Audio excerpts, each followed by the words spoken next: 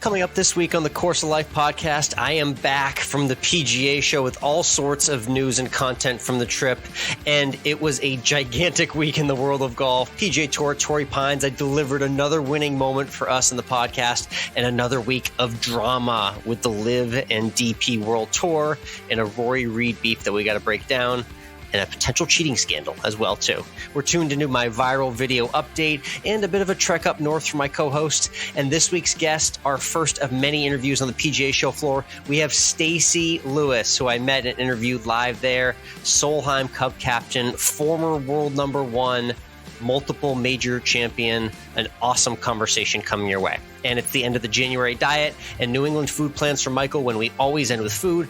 All of it brought to you by our friends at Desert Fox Golf. And Mike, I got to see the team from Desert Fox Golf this past week. Yeah, how were they? Were they good? It was good. Yeah, no, it was good to see Scott there and Logan, who are repping the brand really well. They had a very well put together booth. And the thing I really noticed, especially from last year to this year, is every time people walked by the Desert Fox booth, you'll appreciate this.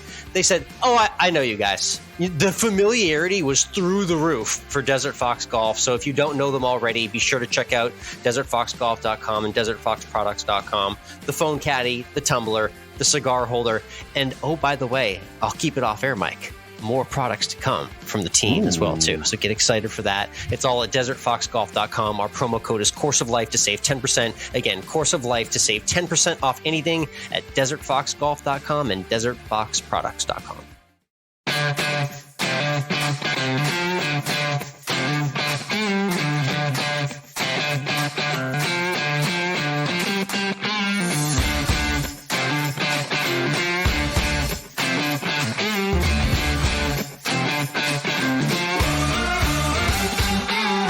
Hello, interwebs, and welcome to Course of Life. We are proud to be presented by our friends at Desert Fox Golf and Voris Golf. I'm Michael, he's Alex.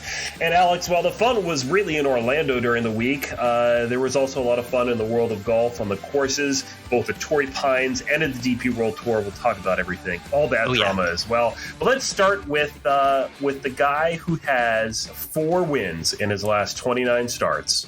Damn. Arguably, he joins Rory McIlory, Patrick Cantlay, Jon Rahm, and Justin Thomas as players with 6 or more on tour since May of 2019. And of course, we're talking about Max Homa. Also the funniest tweeter in the game of golf as well, too. Yes, he's exactly what this game needs right now. I think you could say he's really dialed in on the course. He's great on social media. He's great on camera. He's a father now, of course, as well. And he rolled to a win, giving you your second winner of 2023 already as well in your picks. Yeah, we're hot. 20-1 odds for Max Homa on the winner. Yeah, very special win there. Good to see the Cali kid get it done for, like you mentioned, his 6th PGA Tour win. Max Homa, quietly racking them up now. He was just kind of a fun running joke in our community because we knew him as the guy that was the really funny tweeter that didn't really win a lot, but he was just our lovable friend on the internet streets. But now Max Homa is a legit commodity and a world-class player and a top 10, top 20 type of guy that needs to be considered for major championships this year. I'll get ahead of the question you'll already ask, Mike. Jim Nantz was already teasing Max Homa as a potential favorite at the U.S. Open at LA Country Club. So how about that for a potential hometown winner in 5 or 6 months? I mean, I don't remember what the number is, but I believe the majority of Homa's wins have come in California. This is where he seems to do best. Two at the Fortinet, and he's got that one. So at least half of them, yeah. So Max Homa, okay, so favorite later this year, potentially. I think you have to have his name in any conversation for any major this year, the way he's been playing. I think we kind of had his name last year as well. My other thought, though, when I actually saw this, and I don't remember exactly what it was a tweet about comparing Homa and Phil Mickelson and how Mickelson didn't start winning majors till late in his career. Kind of took him a while to maybe figure out that this is what he actually wanted to do. I think of Homa as being that kind of personable guy that we thought Phil was. I say thought because now we all know. We remember. Yep. So is Phil Homa? Is Max Homa the new Phil Mickelson? That's an interesting way to putting it. Is he that kind of charismatic figure that's just got such a presence and a posture on the course? That he is a crowd favorite by all counts. Yeah, he could be that guy, and I think his wit and his game online kind of helps him in the real world because he's not one of those golfers that really ever gets chirped. It's just all kind of funny, jokey banter back and forth with Max Homa. So it's like he's just kind of part of the joke about like, yeah, look at me. I'm just this kind of average golfer guy, and I just happen to be putting it together. And yeah, I guess I'm winning. This is funny, isn't it? And now it's starting to get real now that he's racking up the wins. But he does give off of a lot of those vibes. And hey, man, if you tell him right now, I'm sure he would take Phil Mickelson's career success on the PGA Tour. So he'll take that comparison for sure. I'm sure he would. Let's also talk about who you said on last week's podcast when we were talking about this. You said Jon Rahm. I did. Jon Rahm had bookended 2 very good rounds with some not so good rounds. Yeah, he sniffed contention early in the weekend there. And he climbed about 100 places on the leaderboard. Yeah, he did. Between Thursday and Saturday. And then it did fall apart for him. And he made himself known. He had a presence. It looked like there was a chance where he could have gone on a little birdie binge to end his Saturday round, beg your pardon, to get in there and continue the ultimate heater of heaters. But the bottom line is it was unsustainable. I mean, even a guy like him that's on absolute fire can only rev it up to 100% so many weeks in a row. Again, not a testament to the fact he'll still be around 1 million more leaderboards this year, but could not keep the crazy heater going, I guess. Let's talk about easy money. Taylor Montgomery tied for 31st, not in the top 20. Is this just a blip on the radar, you think, this week? Yeah, a week off for the nickname, I guess, right? We just the nickname took a week off. He did a really cool feature on PGA Tour The Cut, for those who didn't see it on the Golf Channel, profiling his background. But we've had Taylor on the show multiple times, and last summer we did when he qualified for the U.S. Open. So be sure to check that conversation out. But he'll be back for more in the coming weeks, for sure. Well, one more name I want to throw out there, because I'm just constantly surprised that at his age, he's still kind of getting, he seems to be having a renaissance, and that's Keegan Bradley, our New England boy, your hometown connection. I mean, is he seems, once again, he's playing good golf. He was last year as well when we thought he had a chance at the Country Club in Brookline. Is he poised to maybe try to win himself another major this year? Is he still trying to have one last push here? Yeah, it's interesting to see his name on the board, because we love kind of following him because of that New England connection and my background playing against him in high school. But I think that was that solo second or third he finished there? Solo second. He's now third in the FedEx Cup as well. I mean, that's literally the type of week where if you just finish solo second in a PGA Tour event, you could do absolutely diddly poo for the rest of the year. And it actually it doesn't matter. Like that, like pretty much just like locks up his card. Like those finishes are so huge for a guy like that who may not make a ton of leaderboard appearances, but when he does, he make his name felt. You know, he's good with that leaderboard presence. So maybe there is that one more renaissance. We clip one more Keegan Bradley trophy before it's all said and done. Yeah. One more thing I want to talk about that we didn't put in our notes, but I just remember this as I'm looking at this leaderboard again. Sam Ryder, who was, looked like maybe he was going to have a chance to win, had that strong 64 to start the week. Yeah. He came out in joggers with what Phil Mickelson, who's back on Twitter, said 4 inches of skin showing. Was it 4 inches? I don't know. Probably about 2.5. A little aggressive there, but I mean. So Phil, I don't know Phil whether was making fun of the ankle being shown, but then comparing that to him wearing shorts. Correct? Yeah. Yes, exactly. So I don't know if I'm really trying to say something about Sam Ryder here or Phil Mickelson. I just think this is odd to see Phil chirping right now on the PGA Tour. So. Very funny. And we do have a fun style conversation coming in the next few weeks that I recorded the PGA Show, where we get into the joggers as well, too. And Sam Ryder's name does come up in that conversation. I would argue, and our future guest will argue as well, that Sam Ryder actually rocks the joggers probably even better than you are. Shout out to the tee-up pants that we love. But, I mean, that guy's like 6'2", strapping, broad shoulders. Like, I mean, he's wearing them pretty nicely out there. So, I mean, if I was super fit, I'd be rocking joggers more often, but I'm not. So... All right, let's talk about the DP World Tour. They were what a week over there in Dubai. Wow, in Dubai for the Hero Dubai, whatever it's called out there right now. Dubai Desert, so let's start with Tuesday. Rory was on the range. He was kneeled down. I don't know what he was doing kneeled down. He was out there with his crew. And then Patrick Reed, who for whatever reason is still allowed to play in these things, goes on up to say Happy New Year. Now, granted, it's the end of January. I don't know why we're still saying Happy That's a late Happy New Year. Thanks for pointing that out. Late Happy New Year. Obviously, because the two of these guys have not communicated in any way, shape, or form since the new year started. Right, and except for the little blip where Patrick Reed's lawyers subpoenaed Rory McIlory on Christmas Eve. So that was Christmas Eve. That wasn't New Year's. That was Christmas Eve. Oh, right. Yes, so that's right. We're turning over a new leaf. Sorry. And Reed sticks his hand out to Rory, and Rory is oblivious to it, doesn't see it, no doesn't give it the time of day of caring about it. So Reed turns around, reaches into his pocket, and just kind of flicks a 4 aces tee in his direction. The T flick around the world, as they call it. Oh my goodness! And it really, I mean, that was enough. But then just the pressers afterwards and what the two of them said to each other in their press conferences. Downright awkward, a little cringy. Yeah. One of those things where you watch the press conference, you're like, ooh, I feel a little weird about watching this right now. I mean, yeah, Reed saying that if he wants to act like a child, that's fine. And Rory saying, like, he served me papers on Christmas Eve with my family. You really want to have a relationship with me at this point? Yeah, insults back and forth, incredulous looks on the press conference stage all week between Rory and Reed. And it's so funny to see where that relationship's gone and how sour it's gotten. You remember not too long ago, Mike, it was that epic 2016 Ryder Cup where Rory and Reed had an amazing head-to-head match. And they went back and forth, drilling putts on one another, and it was a fine moment of sportsmanship they displayed in that moment. And we are so 180 degrees away from that after all these years later. They couldn't hate each other more at this moment. I don't blame Rory McIlroy for not wanting to have anything at all to do with him after he was served papers on Christmas Eve. I feel the same exact way. It's like, look, you left the PGA Tour, you decided to blast everybody in the process and burn all your bridges, and then you served me freaking papers on Christmas Eve with my family. I mean, screw you. Yeah, I don't have a problem. Yes. My particular favorite moment from all this, though, was in that press conference with Rory, where the reporter actually asked him if he ever saw a world where he and Reed would get together again and be friends. Right. And Rory just this incredulous look of like, did you actually just ask me this question? I mean, no, it was just...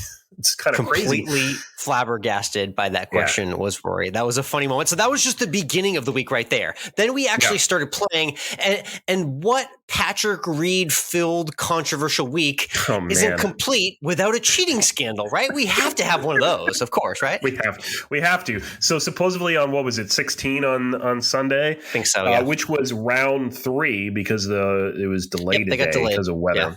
So we had the PGA Tour going Wednesday to Saturday and the DP World Tour doing really everything's Friday backwards. Yes. So everything was weird here.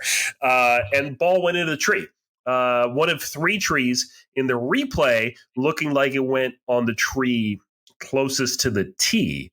Correct. But then they all looked in the binoculars and found the ball in the tree that was further from the fairway. With a clean lie and angle to the hole.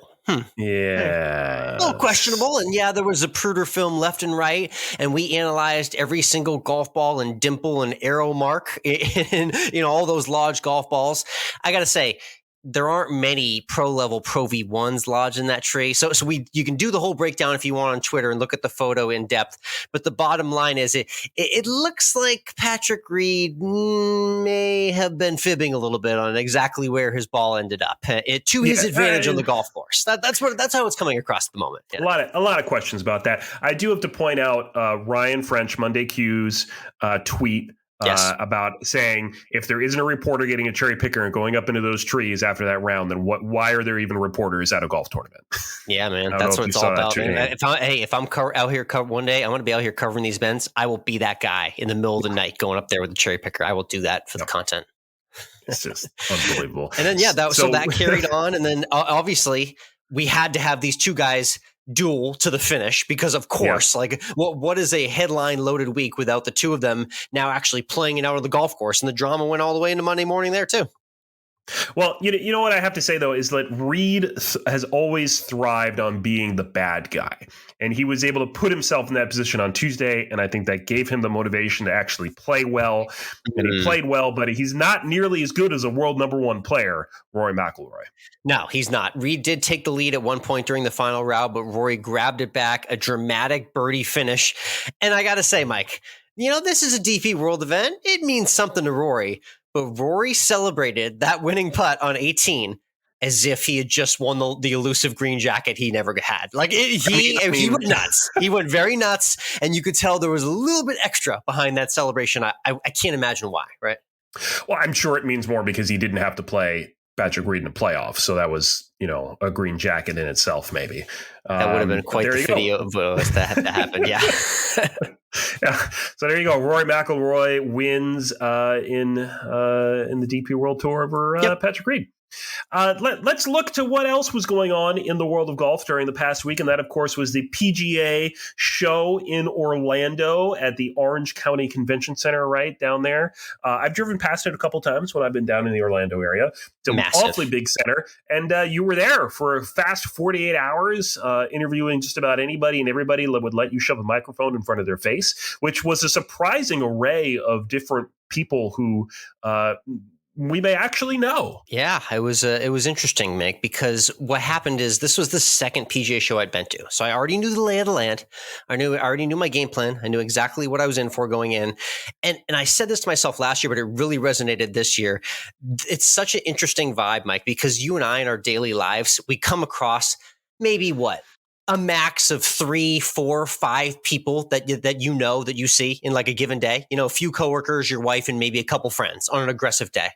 Yeah. When I was in the PGA Show floor, I was shaking hands and having conversations with 100 people I knew each day. It was like this alternate reality where like we were like back at the high school dance, except we were the cool kids and you knew everyone, and it was cool to just talk to everyone, and the networking was on a million all week. So that was the fun vibe and takeaway I got from the week. So it was just great to see everyone, past guests, current guests, and future guests as well.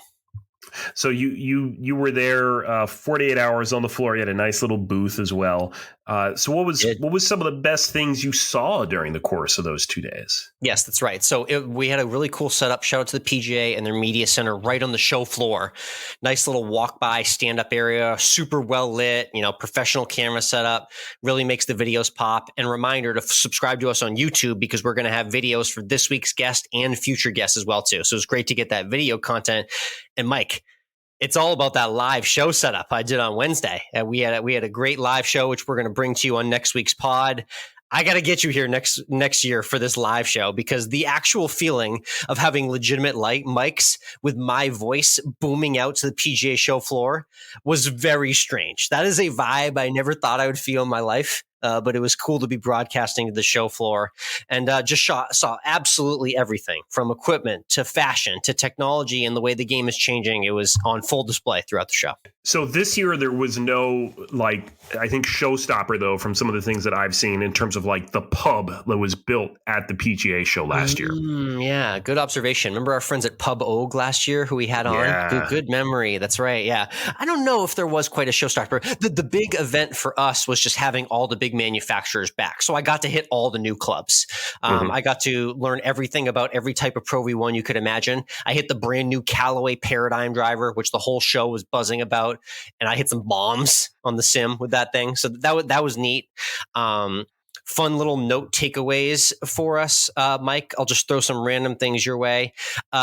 Spain for the Solheim Cup or Links Golf in Ireland? What do you think? Which one would you rather do? Yes. Yeah, yes to both.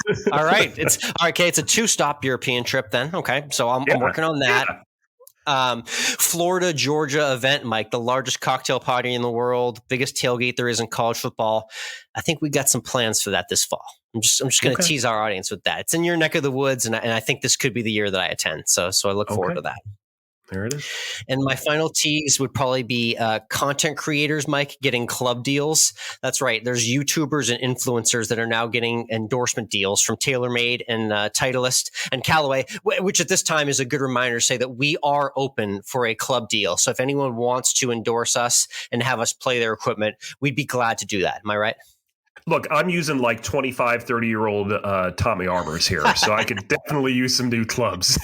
All right, you're due for an upgrade. I'm due for an upgrade. There you go. Note to manufacturers out there, if you're listening to this and you like the content you saw from me on the show floor, then hit us up for that club deal for sure. Yeah, we're definitely in the market for it. So a lot of exciting stuff. Again, next week we'll have that whole live interview that you did there that we'll put up here on the channel, because I will not be here next week. We'll talk about more of that in a second. So you'll That's get okay. Like I said, we did the live show. We're going to have some awesome guests there. A few different friends are stopping by. I'll shout out some quick brands that gave me some freebies. I sent you a cool picture. I got a wonderful pineapple pattern putting grip from my friends at Sweet Roll. Shout out to them. Shout out to Dan at oldgolf.club. Mike, you'll appreciate this. He just takes old golf clubs and makes them into like s'mores sticks and bottle openers. Oldgolf.club for them. The Drop Knot. I sent you those wonderful head cover holders so you never lose a head cover again. And this tour tee as well too. They say I'm going to add 12 yards to my drive if I use this tour tee. So I'm going to have to report back on that soon. Okay. We'll put it to the test and we'll see what happens. So a lot of cool swag as well from there. Let's look ahead now to the AT&T Pebble Beach Pro-Am. It's one of the more entertaining stops on tour out there on the West Coast. And of course, it's loaded. Jordan Spieth, Justin Rose, Matthew Fitzpatrick, and celebrities. Bill Murray, I'm sure, will be out there as well as usual. So who do you think? Bill Murray, win or lose? What's happening? No, lose. Our celebrity pick is our friend of the show, Pat Monahan from Train, playing in this week's event back at Pebble. He loves that week, and he gushes on and on about how much he waits for Pebble Beach week. So hopefully this is his time to shine. It's funny, he's previously partnered with Jason Kokrak, who is obviously not on the PGA Tour anymore. So we'll see who he plays with this year. Jordan Spieth and Jake Owen, going to be a very popular duo out there. Of course, they're always trying to win the group competition. Spieth definitely one of the favorites in the field this week. I don't know if he's on my card. You can check out runyourpool.com for the full preview. But who is on my card is a guy I saw last week at the PGA Show, actually. Matt Fitzpatrick, our U.S. Open champ from last year. This is his first event of 2023, Mike. He's just been chilling in Orlando, practicing, getting the game ready. He's fresh. He's ready to go. He finished in the top 10 here last year. So Fitzpatrick is just one of my guys who I like this week at Pebble. All right. Full picks will be up on Twitter, Course of Life 1. Yes. So make sure you're checking it out there. Let's go ahead and change over to Tuned In, where we share what we're tuning into outside of the world of sports. As I just teased a moment ago, Alex, I am preparing myself for a trip back to see the family in New Hampshire. Oh, boy. Maybe a little half day in Boston. Going to go skiing one day as well. So let's hope I don't die during that. Wait, first time in how long since you skied last? Maybe about 4 or 5 years. Okay, not too long. Should be all right. No, it's not that long. It's not too bad. It'll be fine. And it's a mountain I've skied a lot. I know the mountain, because obviously you remember that sort of things. Yeah. So New Hampshire, bear of the winter right now. You do realize what time of the year it is on the calendar, right? Yeah, it supposedly has been a very mild winter. However, right now, the long-term forecast looks like the day I arrive on Saturday, a high of only 10 degrees. Oh, that's glorious. That's just like my wonderful Christmas trip to Illinois where I froze my butt off for a week. Wow. That is going to be quite miserable, Mr. Southern Georgia. Wow. Yeah, it's going to, it'll be fine. It'll be fine. But man, certainly looking forward to it. Add layers, wear long underwear. Don't be too much of a man. Put the long underwear on. Do it. Trust me. It was a lifesaver for me. It's you do what you have to do to survive. You do what you have to. Good luck on the slopes too, man. I just, just stay out of everyone's way. That's all I ask. Yeah. Well, I just ask for the snowboarders to get out of the middle of the runs, because they just carve it up. They make it horrible for the skiers, and then they just sit down in the middle of the intersections and they just ask to get hit. It's just there you go, everyone. Hey, snowboarders out there, Mike, tell everyone what mountain you're going to. Snowboarders, I got a meetup for you next week. Mount Sunapee in New Hampshire. There you go. Say hi to Mike out there on the slopes. What's gotten you tuned in this is week? A funny one. I wonder if this escaped your brain or not, but do you remember last summer I was approached randomly on Instagram for a video of mine that could potentially go viral? Do you remember this? Yeah, that one where you were wakeboarding or something behind a boat and you fell down, right? Yeah, I was tubing, head down, face first, and I did an epic flip, just massive wipeout. It looks great on camera. So there's an update. I finally got an update. How about that? Okay. 7 months later, I got an email. Your video is now live. Okay, right. Ooh. So I guess this means that the service Viral Snare that has started sharing my video has now made it live. It went live in the last week. I checked it out, Mike. It has over 8,000 views. So it's being viewed. Okay. There are comments on the video. Yeah, cool. I was very impressed with all of this. Now, there has not been any money that's come my way yet, but this means that they are in the process now. The video is out. It is for public consumption. It is now being shopped by them. So I can email a contact for more information. But there's an update. There is some progress. My video is out there. Of course, I will be shamelessly posting this all over social media. COL Podcast on Instagram, Course of Life, Alex as well. Course of Life 1 on Twitter and on Facebook. You'll find me. You'll see the video because the wipeout's now going to be everywhere. We're going to do everything we can to make this go viral for real. I mean, here's my question. I'm going to post an over-under here for you. Yep.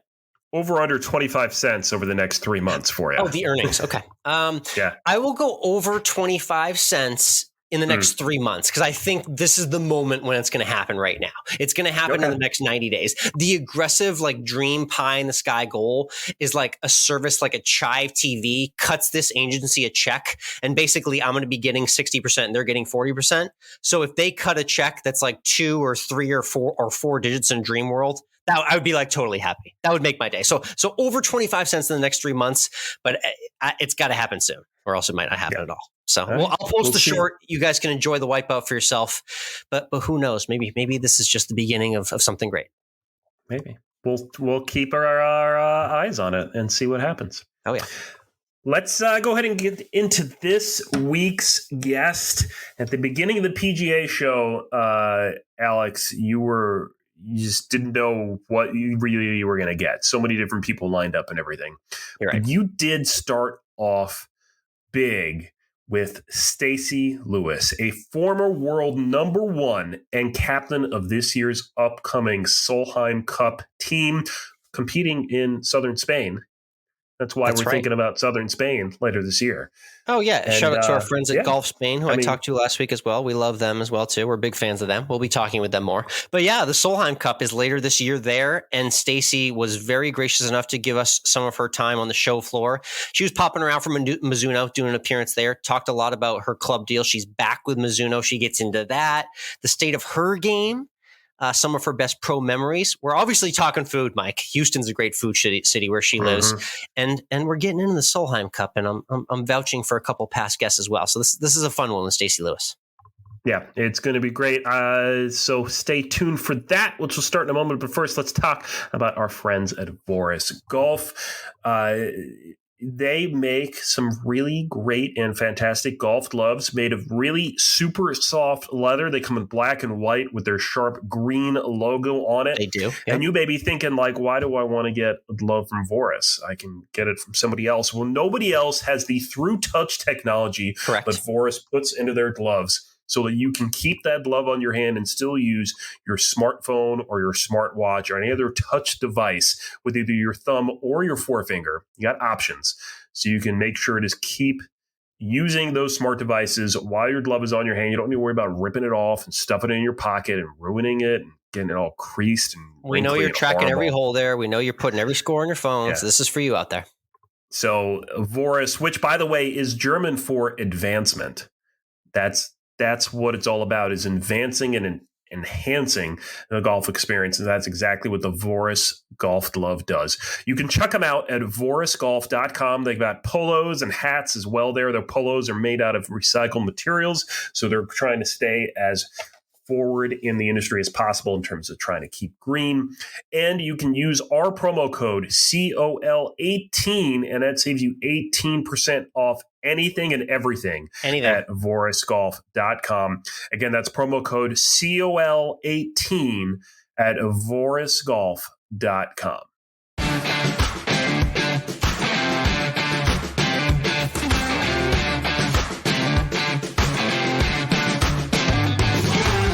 All right, live from the PGA Show floor here in Orlando, Florida. It's Alex with the Course of Life podcast. We have a big guest here, a very big guest, former world number one, two-time major champion, LPGA Tour veteran. And yes, she has a little bit of a responsibility coming up later this year in Spain that we're going to get to. It's Stacy Lewis joining us. Stacy, how are you? I'm doing great. Thank you for having me. It's great to have you here. Yeah. You've already made it through the logistical chaos of the PGA Show, so you got here. Is this old hat for you? Have you been to a lot of PGA shows? Are you fairly new to this? I wouldn't say a lot. It's been a few years.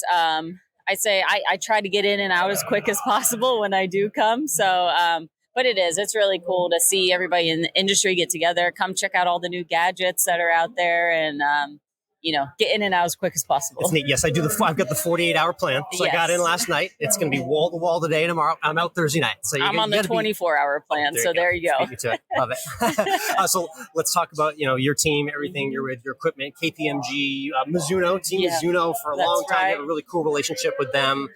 Just tell me about Mizuno as a brand and what keeps you coming back to them and playing their clubs. Yeah, so actually back with them starting last year. I took a couple of year hiatus. But which it happens, right, with all companies, I think, across there. But yeah, I'm so excited to be back. Picked up Mizuno's when I was in college and I got to hit everything. And that was the clubs that I picked out and just been a tremendous supporter of mine. I mean, I love the clubs. I love the feel. I love the sound. So definitely visiting them here today. And, got lots of people support me these days, and KPMG is one of the big ones. And it's just really cool to have that many people on board and cheering for you and want you to do well. It's the best. She's collared up in case you can't tell.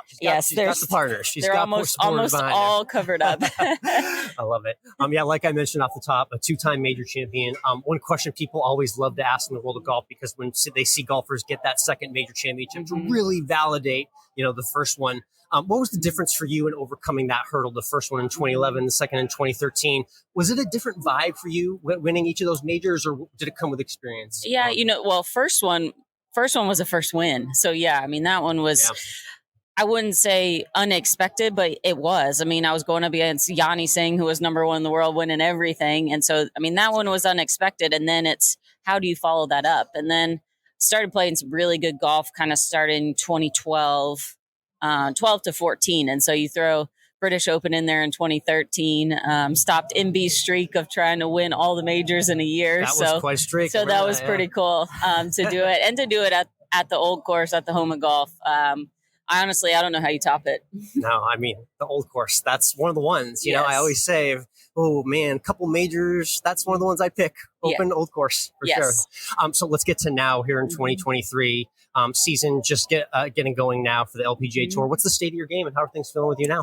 I need to play a little bit better. I'd say last year is probably one of the more frustrating years that I've had. Just golf swing hasn't felt right. So took a little bit of time off, but not a lot, because I don't know, as golfers, you can't stop thinking about it. You're always just laying in bed thinking about what you can do better. Should I try this with my golf swing? Should I hands higher, hands lower, whatever it is. So I'm just trying to get the golf swing a little bit better. And, but life has changed a lot. I mean, I'm getting older. I can't go beat balls the way I used to. So just trying to find a little bit different way to do it. How good can I get my short game and still compete with these girls that bomb it? I was going to ask, but I think you just answered the question. Maybe one part of your game you think you need to put that extra work in to maybe get yourself over the hump in 2023, maybe get another win.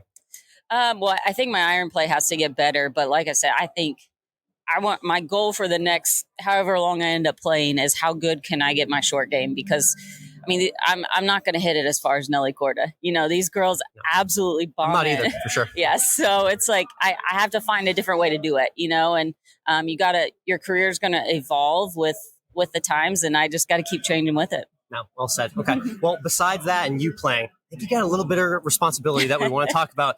The Solheim Cup. Yes. Congrats. It's the captainship year. We're here. I know this is probably going to start to get a little frenetic as the months go on for you. But what's the early vibe and the thoughts? Have you gotten out to Spain, or what do you know about the course and the venue and everything? Yeah, so I went in August. We did full site visit. I mean, spent 3 days there checking everything out, played the golf course twice.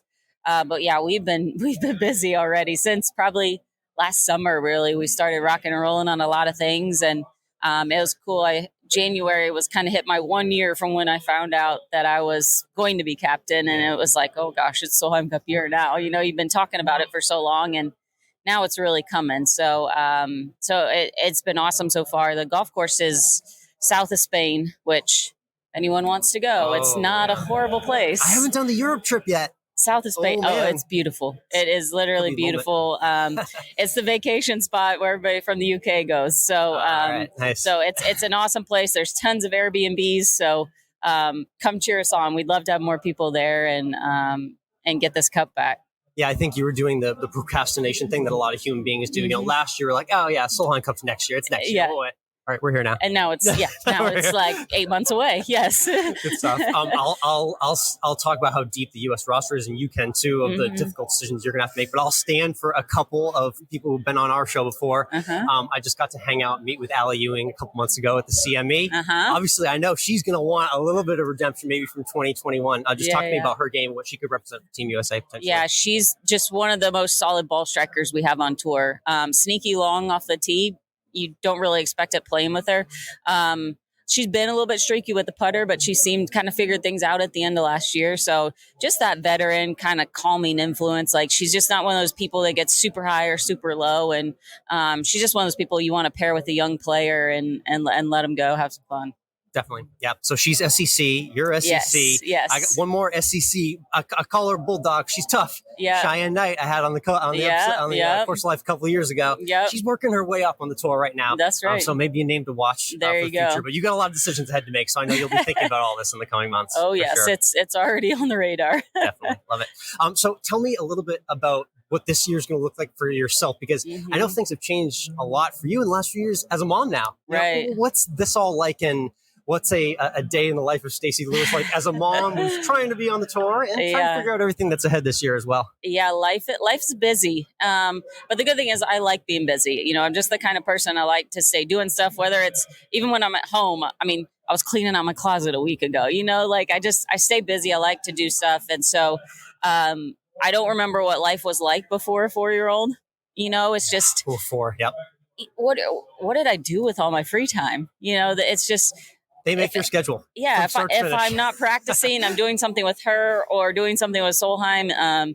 There's not, you know, don't ask me the question of what TV shows I'm binge watching, because I don't have time for it, you know, or I fall asleep to it at night and I couldn't tell you what happened. So, so life is just different, you know. I mean, I don't do the same things I used to do, but that's okay. Yeah, I have a buddy of mine who's got a 4 and a 2-year-old right now, and every once in a while he'll just call me and just say, "Hey, what's going on like in the news of the world?" I am just enshrouded in parenthood right now, so just give me the update. Exactly. I'm sure you're getting a little bit of that. Yes. Tell me a little bit about. I mentioned SEC and your just relationship with Arkansas. I feel like you were just synonymous with that state. Yeah. I mean, when I think Arkansas, I think Bill Clinton and Stacy Lewis. Yeah. Honestly. That's awesome. I know you have the relationship obviously with the school, the tournament in Northwest Arkansas, but just tell me what that local area means to you. Yeah. I mean, they kind of adopted me. It's my second home, you know, and just went to school, you know, went on a visit, loved it when I was making my college choice, and was honestly probably one of the best decisions I've ever made. In looking back on my career, just got to some coaches that were really influential in my life, and they still are. And just feel like I got lucky on that side, because then it became, you know, kind of the stepping stone to what I've done after that. But yeah, I mean, everywhere I go, I mean, you'll see somebody that has an Arkansas hat on or an Arkansas shirt. I mean, I've been call the Hogs. That what it is? They're call the Hogs on you. Yeah, I mean, I've been all over the world. I've been in Australia, and people have come out in Arkansas shirts, and so I've never seen the reach with a state, a university like that, because there's no other professional sports team. So everybody is about the University of Arkansas. So it's a really cool relationship and something I really cherish. That's what I learned when I moved to Austin with UT. It's just like, wow, when you're in a college sports town and there aren't pro sports, you realize that the city and the vibe revolves around everything revolves around it. Yes. Very cool.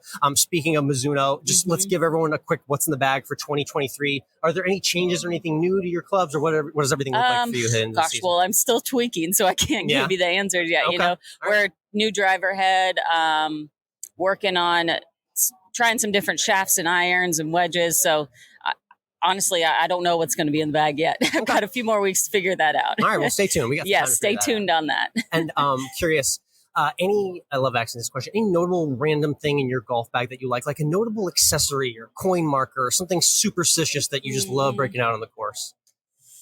I'm not superstitious. I tell you the one thing, it's a little, almost, it's not really a Beanie Baby, but it's like a little animal, a little dog. A little plush. Yeah. So my mom gave it to me kind of as a good luck. It was my first tournament back from my back surgery when I was a kid. And it was just like a local tournament. It wasn't anything big, but she got and gave it to me as a good luck. And so this little dog has been in my golf bag ever since. I don't know if he's a good luck charm, but it's just kind of a reminder for me. Is he named at all? Does he have a name? No, he doesn't have a name. It's just more of a reminder. Yeah. A reminder of what I went through, and, kind of when you need that reminder of you're lucky to be playing golf right now, and you need to not take yourself so seriously sometimes. That's a nice thing to maybe see in the more intense moments when you're out there. Yeah, when you go in there for a tee and you see the little guy, it's kind of like, okay, like, yeah, there's puppies in the world. Things are okay. Things could be worse, right? Things could be worse. Oh, love it. Cool. So we both have a lot of Texan in us. Houston, city that's going to be hosting the Chevron, which I think we're going to be at in a few months. So hopefully see you there. But one thing I love to do is ask some food questions in the interview. So I'm curious. Houston food scene is like sneaky, really diverse. Yes. There's like a lot going on. You can go in a lot of different directions cuisine-wise. I'm just curious, what are some of your favorites in Houston? Because it's an underrated food city, I think. I mean, I got to go Texas barbecue first. Yep.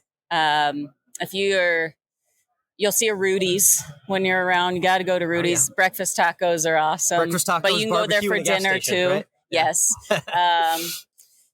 It's not really a restaurant, but if you're driving through Texas, you got to go to Buc-ee's. Yep. I was going to ask what your Buc-ee's order was, but you beat me to it. You got to experience it at least once.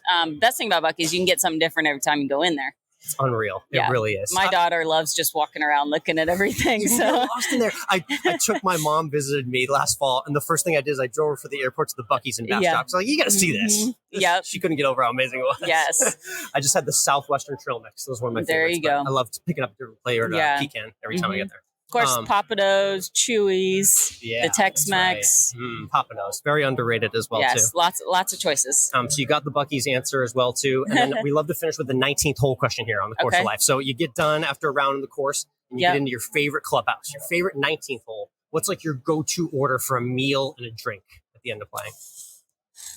Man, my favorite meal, you're going to laugh, it's burger and fries. Yep. Now, hey, that's maybe the most popular answer in the history of the podcast. I say especially like when you're overseas traveling and you come back in the U.S., like it's the first go-to meal. Yeah, what is it about coming back to the U.S. and just having a cheeseburger, right? I don't know. It's cooked right. It's just the way you like it. It feels like home. Very cool. Awesome. Hey, Stacy, thank you so much for hopping on the Course of Life. Again, enjoy the show. Awesome. Looking forward to seeing you at the Chevron, and best of luck with everything this year. Awesome. Sounds great. Thank you.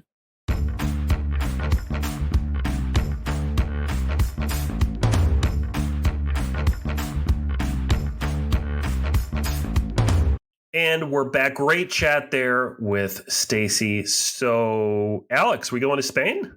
I mean, invite from the captain. I mean, the captain of Team USA requested our presence in Spain for the Solheim Cup. That's all I'm going to say.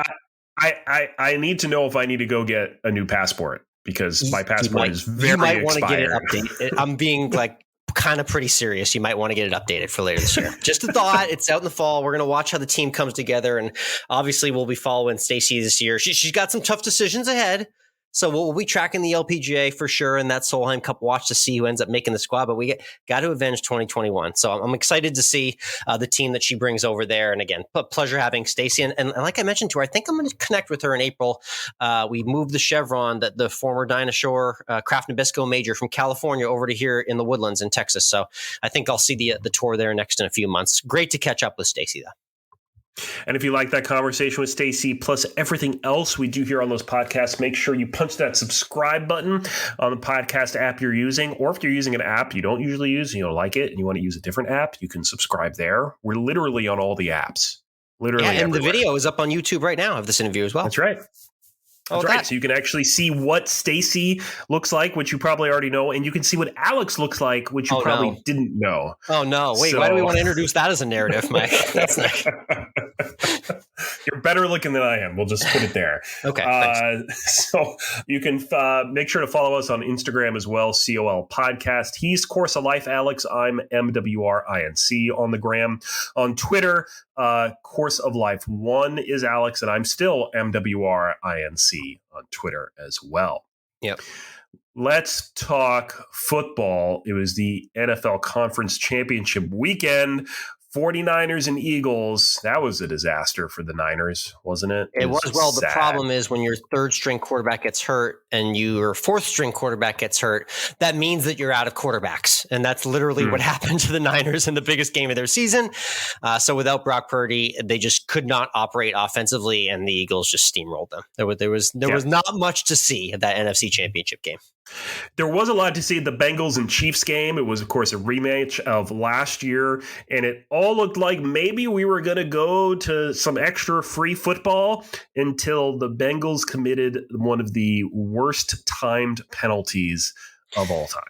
Yeah, and listen, man, I know the Bengals fans are mad about some really crappy calls that happened throughout the game, but the bottom line in this game is it was tied, and in the final minutes of the game, both teams had at least one shot to go down and win. Okay, so say what you want, but the way it happened is Mahomes had 30 seconds, and that's more than enough time, as they proved in playoff pass.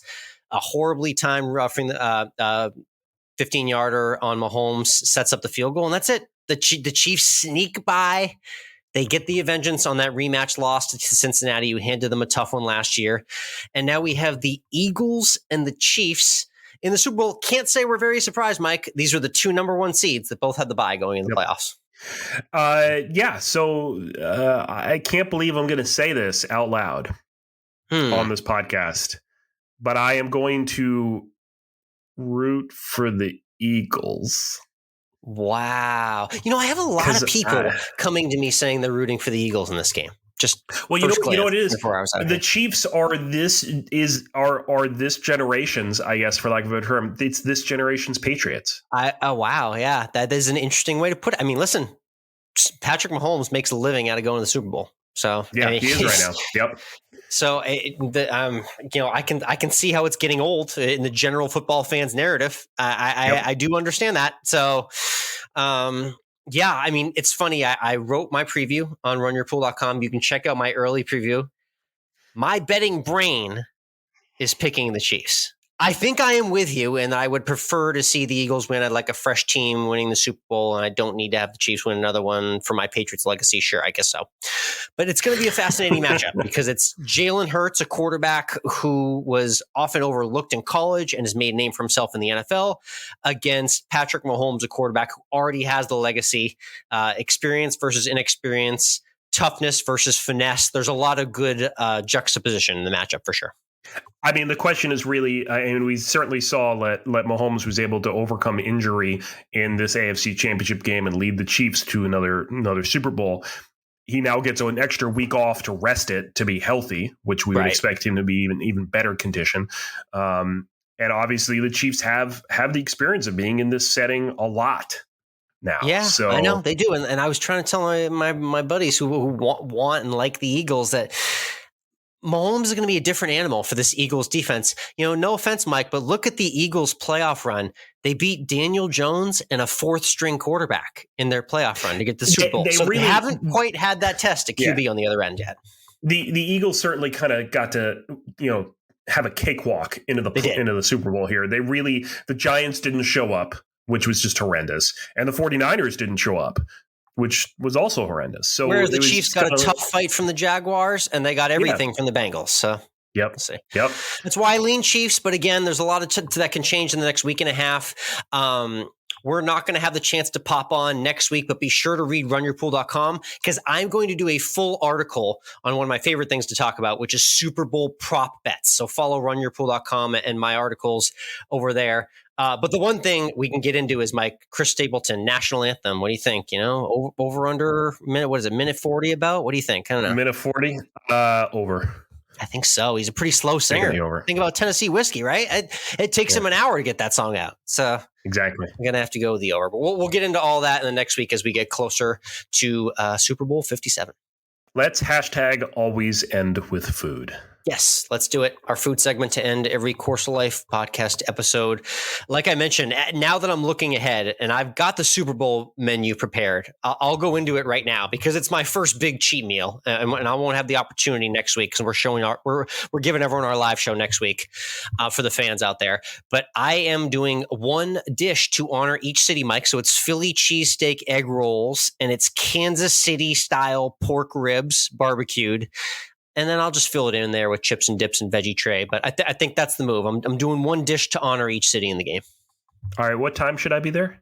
Yeah, it's 5:30 kickoff here in Austin. So there's a couple flights out of Savannah early morning Sunday. You might have to connect in Atlanta, but I think you'll get here by about 1 or 2 p.m. First dish comes out at 3. How's that sound? Well, tell you what, I'm flying back on that Saturday. So from New Hampshire, I'll just go straight to Austin. Yeah, and you know how the airlines work. Just a quick little delay, and next thing you know, you're looking at flights to Austin, right? Yeah. Exactly. I'm flying Southwest, so who knows where I'll end up. Perfect. Our friends at Southwest. Yeah.